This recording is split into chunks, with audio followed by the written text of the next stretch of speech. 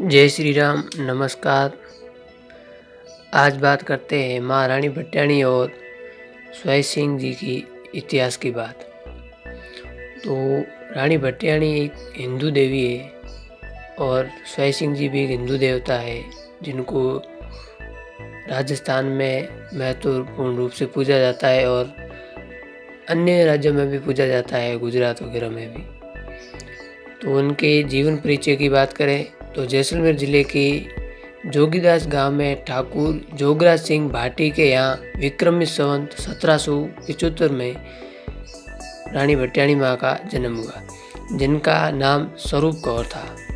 और बालिका बचपन से ही बड़ी रूपवती और गुणवान थी और जब विवाह योग्य हुई तो स्वरूप कौर का विवाह जसोल के रावल कल्याणमल से हुआ। और कल्याणमल ने अपना पहला विवाह तो देवड़ी से किया हुआ था और उनके कोई संतान नहीं थी तो दूसरा विवाह किया। जोगीदास गांव फतेहगढ़ तहसील जिला जैसलमेर में है। और विवाह के एक साल बाद रानी स्वरूप कुंवर भट्टाणी जी ने एक बालक को जन्म दिया जिसका नाम लाल सिंह रखा गया। और रानी स्वरूप कुंवर के संतान प्राप्ति होने से रानी देवड़ी रूठ गई और उन्हें इससे अपने मान सम्मान में कमी आने का डर सताने लगा।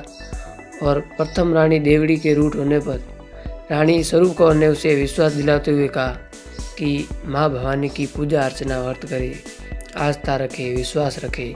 माँ भवानी भक्तों की बात सुनती है और आपको भी पुत्र रत्न की प्राप्ति देगी।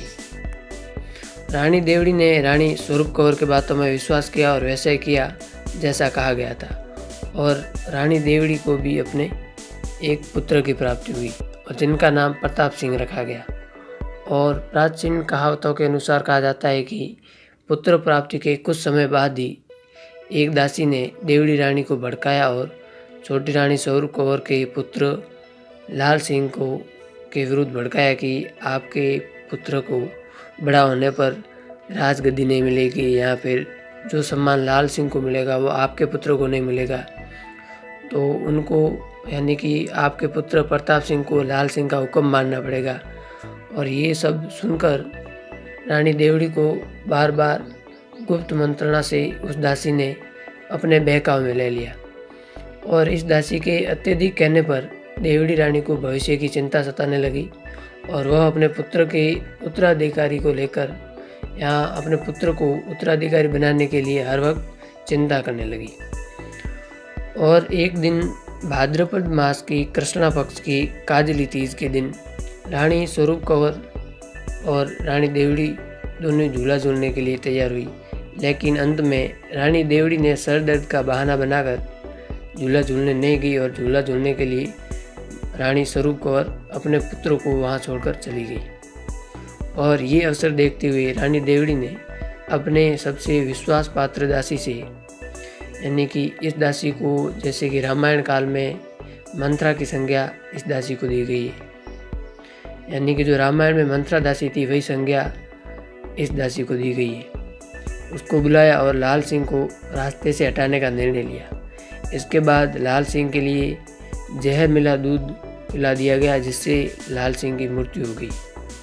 और ये सब योजना अनुसार था। और कुछ समय बाद जब रानी स्वरूप कौर झूला झूलकर वापस आई तो अपने पुत्र के न जागने पर जब उसने बालों को जगाने के लिए सर के नीचे हाथ डाला तो काला खून देख रानी स्वरूप कौर ने अपने प्राण त्याग दिए, यानी कि उनको पता चला कि उसके पुत्र ने प्राण त्याग दिए तो रानी स्वरूप कौर ने भी प्राण त्याग दिए। यह बात जब रावल कल्याण सिंह को पता चली तो उन्हें इस बात पर विश्वास नहीं हुआ और वे तत्काल रानी निवास पर गए और वहाँ के हालात देखकर रावल कल्याण सिंह बेसुध हो गए, यानी कि घायल हो गए, चेतना शून्य हो गए। राजा रावल कल्याण सिंह को रानी स्वरूप कौर व कुंवर लाल सिंह को खोने का बहुत दुख हुआ। जैसे तैसे अग्नि संस्कार किया और पत्रवाहक को रानी स्वरूप कौर के मायके यानी कि जोगीदास गांव के लिए तुरंत रवाना किया। और इधर जोगीदास गांव में दो मंगनियार यानी कि जिन्हें दमामी भी कहते हैं मंगनियार थे, वो जसोल आ पहुँचे। और रावल कल्याण सिंह महल की स्थिति देखकर दोनों मंगनियारों को अचरज हुआ। जब उन मंगनियारों ने रानी स्वरूप कौर के स्वर्गलोक होने का समाचार जसोल से मिला तो उन्हें पैरों तले जमीन खिसक गई और घटना की जानकारी मिलने के बाद वे सीधे वहाँ पहुँचे जहाँ पर उनका अग्नि संस्कार हुआ था, यानी कि शमशान घाट पहुँचे और शोक विहील यानी कि अपने गमों में होकर वे गीतों की झड़ी लगाने लगे और स्वरूप कंवर को दर्शन देने के लिए पधारने के लिए आह्वान करने लगे। जब बार बार आह्वान करने लगे, पुकारने पर रानी स्वरूप कंवर ने उनको दर्शन दिए, लेकिन उनको रानी स्वरूप कंवर को देवी रानी भटियाणी के रूप में देखकर विश्वास नहीं हुआ। फिर भी मंगनियारों ने अपनी फरियाद सुनाई और इस पर रानी स्वरूप कंवर रानी भटियाणी को मंगनियारों की भक्ति पर बड़ा गर्व हुआ और उन्होंने मंगनियारों को इनाम के तौर पर सोने के पायल व कंगन दिए तथा उन्हें कहा कि जोगदेश गांव में मेरे माता पिता को कहना कि मैं हमेशा आपके साथ हूँ। इतना कहकर रानी भटियाणी माँ अदृश्य हो गई।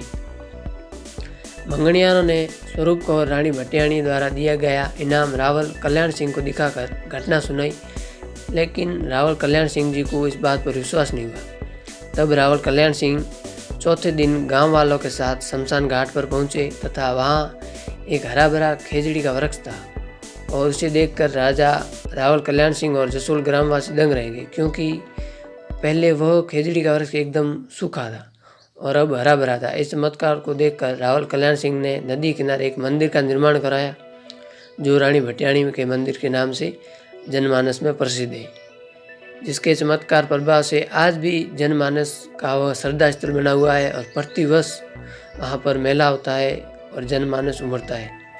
इस मंदिर परिसर में रानी भटियाणी के साथ स्वाई सिंह जी का भी मंदिर है, जिन्हें भूमिया जी के रूप में पूजा जाता है। और स्वाई सिंह जी भूमिया जी जसोल रावल प्रताप सिंह के द्वितीय पुत्र थे, यानी कि और इन दिनों इस क्षेत्र में सिंध के लुटेरों के आक्रमण व गाय बैलों को ले जाने वाला एक गिरोह सक्रिय था, जिन्हें गाय और बैल ले जाने के बाद उनको बेचना काटना जो धर्म के विरुद्ध कार्य होता था वे करते थे और इस कार्य से जनता परेशान थी। रावल रतन सिंह ने वृद्ध अवस्था में होने के कारण ये कार्य अपने बड़े पुत्र बखत सिंह को सौंपा। तब छोटे पुत्र स्वाई सिंह भूमिया जी ने बड़े भाई बखत सिंह को दुश्मनों से युद्ध करते हुए उनको मना किया कि लुटेरों को समाप्त करने का वचन देकर के वे खुद लुटेरों से निपटेंगे। और इसके बाद सूरवीर स्वाई सिंह भूमिया जी ने कठोर तपस्या करके कुलदेवी जी का स्मरण करते हुए ये वरदान पाया कि वे दुश्मनों को हराएंगे और उनके लिए कुलदेवी जी ने एक शर्त रखी कि मैं आपका सहयोग करूंगी, लेकिन आप युद्ध भूमि में पीछे मुड़कर नहीं देखेंगे। जिस समय आपने पीछे देखा उस समय मैं आपका साथ छोड़ दूंगी। और वे युद्ध में यानी कि मैदान में गए युद्ध करने के लिए दुश्मनों से, और युद्ध करते करते तभी किसी ने पीछे से वार किया और उन्होंने पीछे देख लिया, तो उसके अनुसार माँ ने उनका साथ छोड़ दिया और उनका सिर था वो धड़ से अलग हो गया। फिर भी वीर गोभक्त स्वाई सिंह भूमिया जी के बिना सिर वाले धड़ के सहारे दुश्मनों का संहार करते हुए उनका सर निशान से उठकर जसोल में प्रवेश किया और पिताजी के दर्शन कर धरती माँ के गोद में समा गए। और इस प्रकार वीर गोभक्त स्वाई सिंह जी भूमिया जी ने लुटेरों के अंतिम समय तक लड़ते हुए उनका संहार करते हुए बिना धड़ वाला सर ऊंचा उठाई लड़खड़ाते हुए पूजनीय पिताजी के अंतिम दर्शन करके वीर गति को प्राप्त हो गए और गोरक्षा करते हुए बिना धड़ के सहारे रणभूमि में दुश्मनों के छक्के छुड़ाने वाले और एक रक्षक के रूप में अपनी राजपूती आन बान और शान प्रदर्शित करने वाले स्वाई सिंह भूमिया जी पूजे जाने लगे। माता रानी का भव्य मंदिर जसोल में है और रानी भटियाणी के जन्म स्थान जोगीदेस गांव में भी है और हर घर में माँ के परसे जसोल और जोगीदेस गांव स्थित जन जन की आराध्य देवी माता रानी भटियाणी की ख्याति आज राजस्थान से गुजरती हुई पड़ोसी राज्य गुजरात, मध्य प्रदेश, हरियाणा, महाराष्ट्र, सिंध तक पहुंची है और जहां प्रतिवर्ष 15 लाख से अधिक श्रद्धालु भक्तजन माता रानी के दरबार में शीश झुकाकर अपने सुखद सफल सौभाग्य की मन्नतें मांगते हैं। और इस मंदिर में भाद्रपद मास की 13 व माघ मास की 14 को रानी भटियाणी का भव्य मेला भरता है और प्रतिवर्ष साल में 2 बार भाद्रपद व माघ मास में मेला भरता है। और जोगीदास गांव माता रानी की जन्मस्थली में भी माता रानी भटियाणी का भव्य मंदिर बना हुआ है, जहाँ 2 बार श्रद्धालु यात्री आते हैं। तो ये थी महारानी भटियाणी व भूमिया जी स्वैर सिंह जी की इतिहास गाथा और देव गाथा। आपका सुनने के लिए धन्यवाद। चैनल को सब्सक्राइब करें और जानकारी को आगे भेजने का प्रयास करें। धन्यवाद। जय श्री राम, जय माँ भटियाणी, जय स्वैर सिंह जी भूमिया जी।